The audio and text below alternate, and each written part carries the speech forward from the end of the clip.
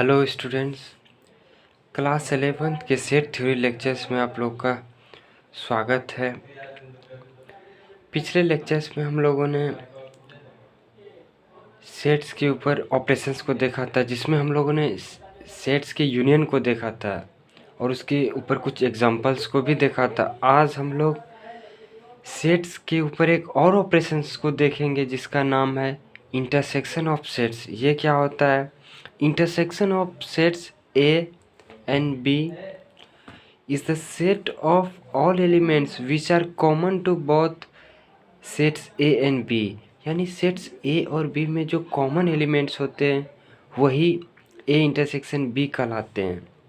जो common intersection elements के जो सेट बनते हैं वही इंटरसेक्शन ऑफ टू सेट्स होता है। और इंटरसेक्शन ऑफ टू सेट्स को ये इस सिंबल से लिखा जाता है, डिनोट किया जाता है। और इसे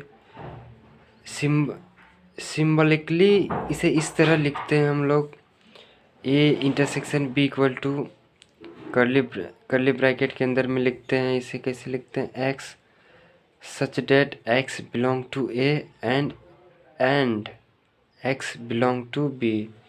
अब कुछ एग्जांपल देखते हैं। ए सेट है जिसमें 1 2 3 एलिमेंट है, फिर बी सेट में 2 3 4 5 एलिमेंट है, तो ए इंटरसेक्शन बी क्या होगा?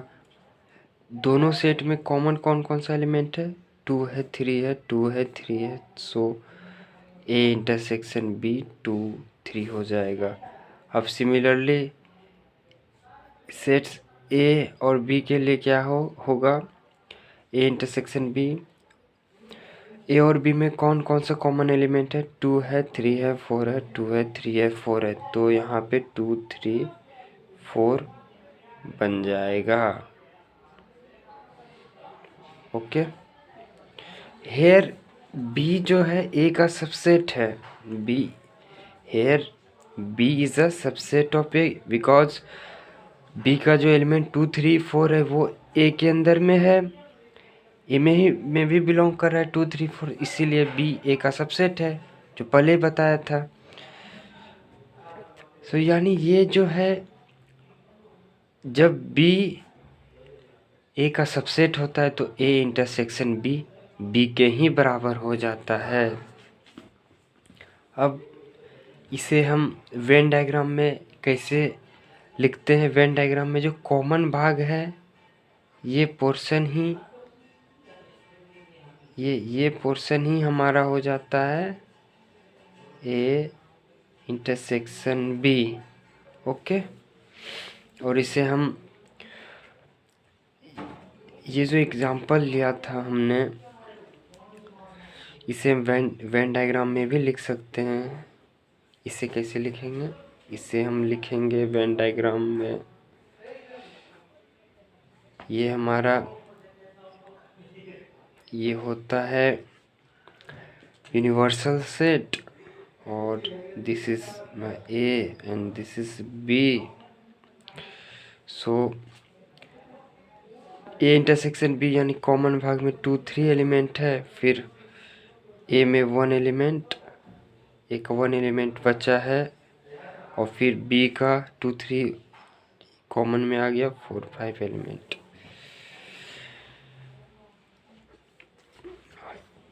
इस केस में हम लोग ऐसे लिखते हैं वेन डायग्राम में,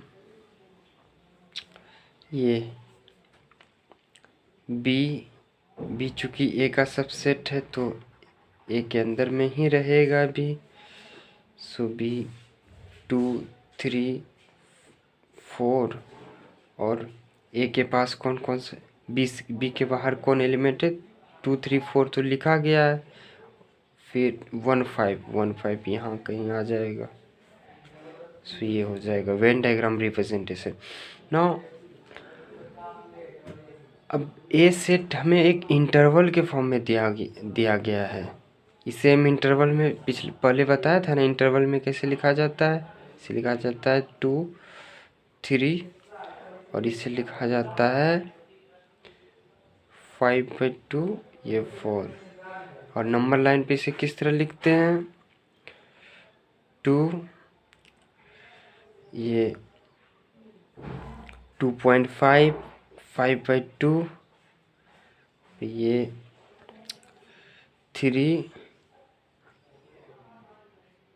ये 4, 2, 2, 3 ये हो गया, फिर 5/2 से लेके ये हो गया। तो कॉमन कौन सा पोर्शन है इन दोनों में? जो कॉमन है वो ये सेगमेंट है। तो इसे हम कैसे लिखेंगे?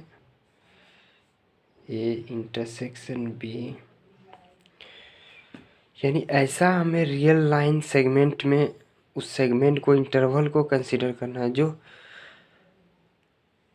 ये दोनों लाइन सेगमेंट में कॉमन है। कॉमन यही एक पोर्शन है। सो इसे हम लिखते हैं x state x belongs to R, और ये हो जाता है 5/2, सॉरी ये 3। सो इसे हम इंटरवल फॉर्म में ऐसे भी लिख सकते हैं 5/2, 3। ओके। अब यदि ए और बी डिसजॉइंट सेट्स होते हैं, तो जब दो सेट्स डिसजॉइंट होते हैं तो उनके बीच कोई कॉमन एलिमेंट नहीं रहता है। सो इसका जो वेन डायग्राम रिप्रेजेंटेशन होगा वो कुछ इस तरह का होगा, ये बी। ओके।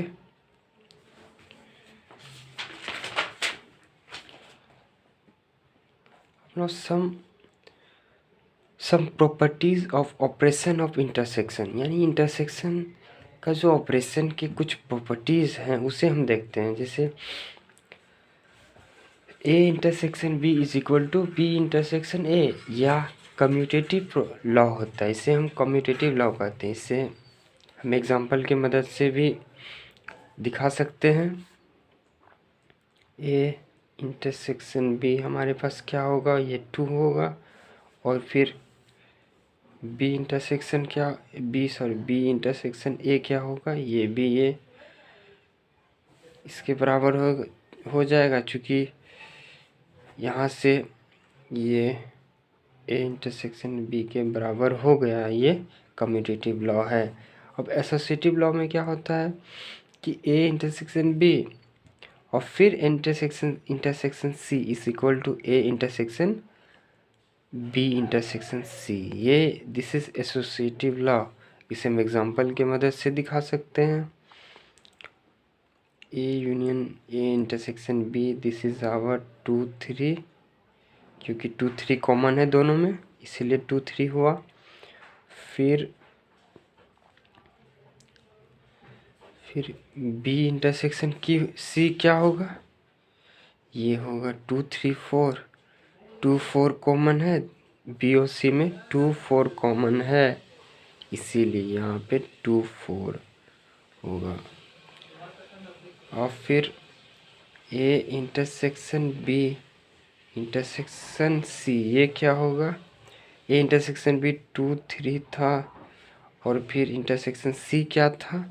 सी हमारा ये है 2, 4, 5, 6। सो अब ये 2, 3, 2, 4, 5, 6, तो कॉमन तो सिर्फ 2 ही है दोनों में। तो यहाँ पे ये 2 के इस सेट में एक ही एलिमेंट आएगा जो 2 आएगा। ठीक है। अब no A intersection B intersection C, ये क्या हो जाएगा? ये हो जाएगा 1, 2, 3, और बी इंटरसेक्शन सी क्या था हमारा? 2, 4 था। यहाँ भी 2, 2 कॉमन है, तो ये इसका जो इंटरसेक्शन होगा वो 2 के बराबर होगा। ओके। और ये बराबर हो जा रहा है ए इंटरसेक्शन बी इंटरसेक्शन सी।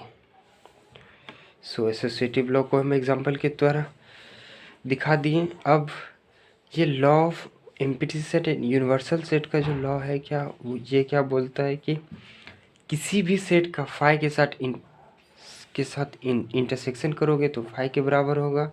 जब यूनिवर्सल सेट के साथ जब इंटरसेक्शन करोगे किसी भी सेट का, तो वो उस सेट के बराबर हो जाएगा। और इसे वेन डायग्राम में से भी आप समझ सकते हैं कि ये पूरा हमारा यूनिवर्सल सेट है। ओके, पूरा रेक्टेंगल, और ये हमारा एक सर्कल जो है कि इस सर्कल को हम ए कह रहे हैं। तो यूनिवर्सल सेट यू और ए का जो कॉमन पार्ट है यही है ना। सो ये ए के बराबर हो गया। ओके, और फाई में तो कोई एलिमेंट ही नहीं होता है। जब कोई एलिमेंट ना हो और ए के साथ जब उसका इंटरसेक्शन निकालेंगे तो कॉमन पार्ट में भी कुछ नहीं आएगा, तो वो फाई के बराबर हो जाएगा। तो इस तरह ये फाई के बराबर हो गया। अब किसी भी सेट का अपने आप के साथ जब इंटरसेक्शन किया जाता है तो वही सेट के बराबर होता है। जैसे एग्जांपल 1 2 है, इसे हम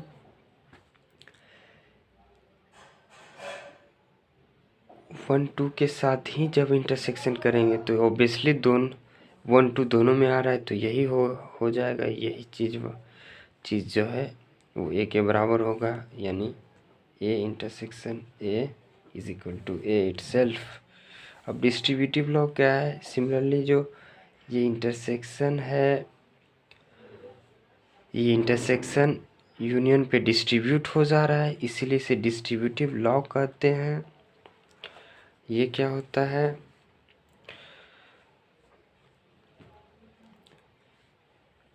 इसे हम एग्जांपल की मदद से दिखा सकते हैं। A intersection B intersection C, ये हमारा है 1 2। अब इसका इंटरसेक्शन जब किया जा रहा है बी यूनियन सी क्या है? बी यूनियन सी हमारा है 1 2 3 4। ओके, अब ये इंटरसेक्शन बी यूनियन सी क्या है? इसमें बी का भी एलिमेंट लेते हैं और सी का भी एलिमेंट लेते हैं, लेकिन जो एलिमेंट दोनों में है उसे एक ही बार लिखा जाता है। तो ये बी यूनियन सी ये आ गया। फिर अब जब ये दोनों सेट्स का इंटरसेक्शन ज्ञात करेंगे तो ये जब ये इस सेट और ये सेट का कॉमन भाग क्या होगा? कॉमन एलिमेंट 1 है 2 है 1 है 2 है, तो 1 2 के बराबर हो गया।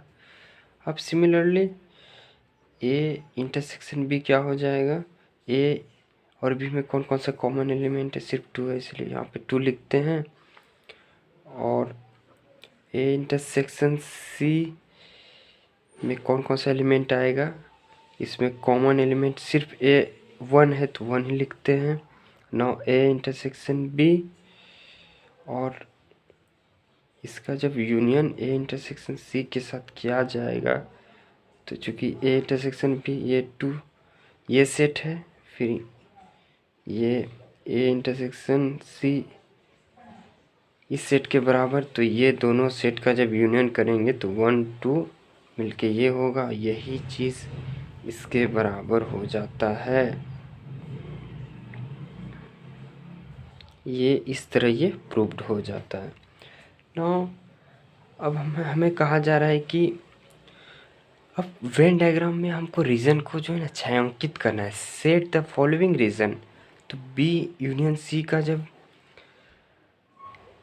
सेट करेंगे तो कौन सा भाग आएगा? ये सी हो गया, और ये बी हो गया। तो इन भाग को हम सेट कर देंगे। तो छायांकित भाग ये है, छायांकित। अब ना ए इंटरसेक्शन बी, अब ए तो हमारा ये है, ओके, ये ए है और ये बी है, और ए और बी में कॉमन भाग कौन सा है? यही है ना, तो ये कॉमन हो जाएगा। ये हमें कह रहा है ए इंटरसेक्शन बी का जो वेन डायग्राम में शेडेड रीजन यही होगा। अब now B union C, B union C, तो ये बी यूनियन सी ये पूरा हो गया, B union C, B union C. अब ए के साथ जो कॉमन भाग है बी यूनियन सी के साथ कॉमन, तो ए के साथ यही पोर्शन है ना, ये कॉमन पोर्शन है, ये इसे हम अलग, तो ये भाग जो है यही इसके बराबर हो जाएगा। इस सेट्स का जो शेडेड रीजन होगा वेन डायग्राम में, तो ये भाग ही शेडेड होगा, ये ओनली ये पोर्शन। नाउ अब ए इंटरसेक्शन सी, ये तो ये रहा, ये हमारा ए है और ये सी है, तो ए और सी में कॉमन जो पोर्शन है यही रहा ना, तो ये पोर्शन शेड हो गया। अब ना हमें कहा जा रहा है इससे हमें इस रीजन को सेट करना है, इस रीजन को छायांकित करना है, तो कैसे होगा, A intersection B, A intersection B, तो ये हो गया, okay, this is our A intersection B. Now A intersection C, तो ये हो गया, ओके, इसे हम अलग कलर कर देते हैं, ये हो गया ए इंटरसेक्शन सी। अब जब यूनियन है तो जितना पोर्शन मैंने सेट किया सारा हमें कंसिडर करना पड़ेगा, तो ये हो जाएगा, ये रीजन हो जाएगा, ओके। अब ना इसके लिए कौन सा रीजन शेड होगा, ए इंटरसेक्शन, ये ए यूनियन सी, तो ये पूरा पोर्शन हो गया।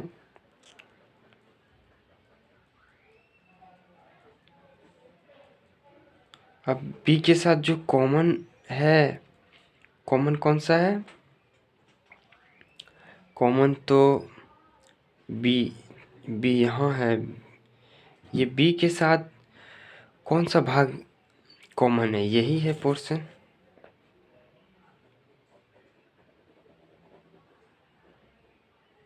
तो ये रीजन हो जाएगा।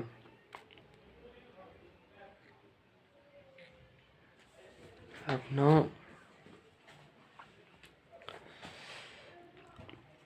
ए इंटरसेक्शन बी ये हो गया, ए इंटरसेक्शन बी, ए और बी का जो कॉमन पार्ट है ये है। अब कह रहा है ए के साथ यूनियन, ए के साथ यूनियन जब करेंगे तो ये पूरा पोर्शन आ जाएगा, यानी इंटरसेक्शन बी ए के साथ, यानी ये खुद ए के बराबर हो जाएगा, होगा कि नहीं होगा, क्योंकि यहाँ से यहाँ तक हमारा ए है, ए सेट है, ये सारा हो जाएगा। नो अब ए यूनियन बी, तो ये पूरा ये ए यूनियन बी है, ठीक है।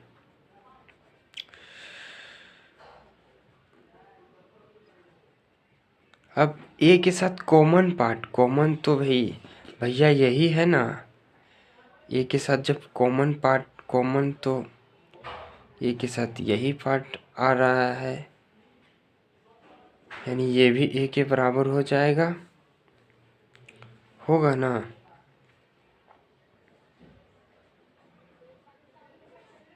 यानी ए के बराबर होगा, ये ए का पार्ट सारा शेडेड हो जाएगा। अपना डिफरेंस ऑफ सेट्स समझते हैं। What is difference of sets, the difference of sets A and B in this order is the set of elements which belong to A but not to B, यानी A में तो belong करेगा but B,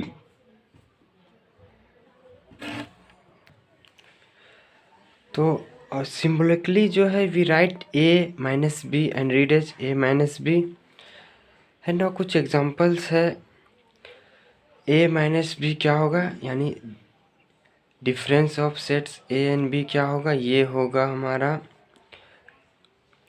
A minus B में वो element आएगा जो A में है लेकिन बी में ना हो। ए में 1 3, चूँकि 1 3 कॉमन है तो बी में भी आ जा रहा है, लेकिन हमें चाहिए ए का एलिमेंट जो बी में नहीं है। वो सिर्फ दो ही एलिमेंट है, element 2 which is in A but not in B, so we write here A minus B equal to 2। Similarly B minus ए क्या होगा, जो B में हो लेकिन A में ना हो, क्योंकि 1 3 दोनों में कॉमन है तो 1 3 तो नहीं होगा। एक 4 ही एलिमेंट 4 ही है जो B में है बट A में नहीं है, so here B minus A equal to 4। Now B minus B ये क्या होगा, ये अब भी में ऐसा एलिमेंट जो भी में हो बट बी में ना हो तो वो कौन सा है, ए आई भी में है, बी में है और बी में भी है, सो ए आई तो नहीं होगा। यहाँ ई ओ यू ही आएगा क्योंकि ई ओ यू ही एलिमेंट जो है जो बी में है बट वो बी में नहीं है ना। बी माइनस बी यहाँ पे कॉमन एलिमेंट को लेना ही नहीं है, एकदम नहीं लेना है डिफरेंस ऑफ सेट्स में, तो ए आई तो वैसे भी नहीं हो रहा है। ये बी सी ही एलिमेंट है जो बी में है और बी में नहीं है, तो ये यहाँ पे बी सी ही आएगा।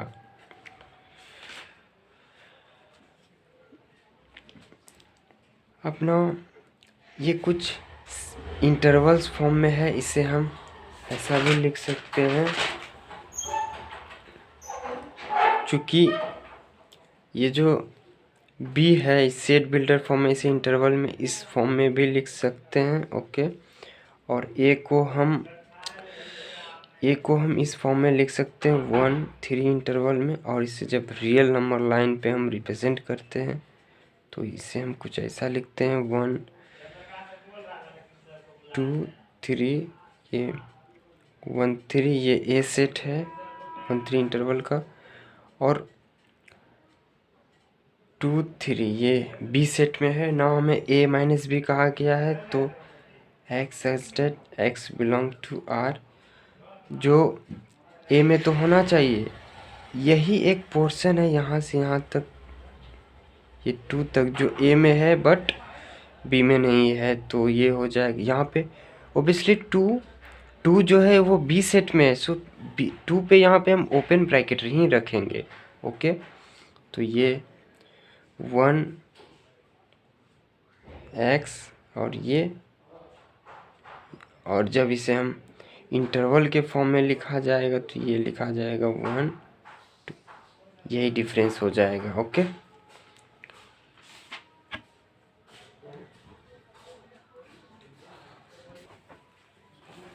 We can write the definition of difference as A minus B, ये इससे हम, ये स्टैंडर्ड डेफिनेशन है, इससे हालांकि ये ज़रूरत नहीं है लेकिन प्रूफ करने में इसका बहुत ही यूज होता है। जब हम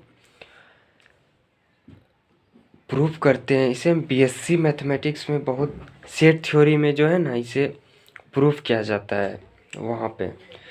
नाउ ये डेफिनेशंस कैसे होता है, स्टैंडर्ड डेफिनेशन, ये A minus B equal to set of curly bracket में लिखा जाता है, ये सेट होता है एक्स का element x such that x जो है ए में बिलोंग करता है और एक्स बी में बिलोंग नहीं करता है। और जब, और इसे वेन डायग्राम में कुछ ऐसे लिखा जाता है, इस केस में ए माइनस बी होगा, ये ए के ही बराबर हो जाएगा क्योंकि यही एक ए ही है जो बी में नहीं है, ये पोर्शन ही है जो ए में ही है और बी में नहीं, तो ये पोर्शन शेड हो जाएगा। इस केस में ए माइनस बी जो ए में है बी में नहीं है, तो ये पोर्शन नहीं आया क्योंकि ये बी में आ जाता है, सो ये पोर्शन शेड हो जाएगा।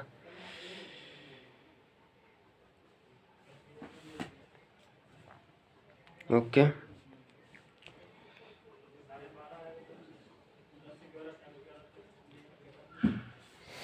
और इस केस में मान लिया जाए कि ए जो है हमारा, यहाँ पे यदि हम ए मान लेते हैं 1 2 हो और बी 2 4 हो, तो ए माइनस बी ये क्या होगा, ये हमारे पास होगा जो कॉमन जो एलिमेंट है उसे ए माइनस बी में तो आएगा ही नहीं, तो 2 तो आएगा ही नहीं। ए 1 ही एलिमेंट है जो ए में आ रहा है बट बी में नहीं, तो 1 हो जाएगा। इसे हम वेन डायग्राम में कुछ ऐसे लिखते हैं, 2 तो कॉमन है, 2 आएगा नहीं, 1 यहाँ पे और 4 यहाँ पे। इसे वेन डायग्राम में ऐसे लिखा जाता है। और इस केस में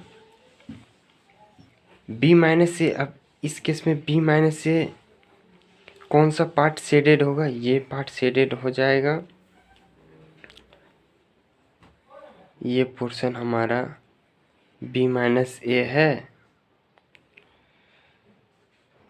this portion is B minus A, but और ये पोर्शन हमारा ए माइनस बी है, और ये पोर्शन हमारा ए इंटरसेक्शन बी है। Okay, thank you. अब अगले लेक्चर्स में हम लोग कॉम्प्लीमेंट ऑफ सेट देखेंगे, फिर वेन डायग्राम के ऊपर कुछ प्रैक्टिकल प्रॉब्लम को देखेंगे, फिर सेट थ्योरी लेक्चर्स को एंड करेंगे। Okay, thank you.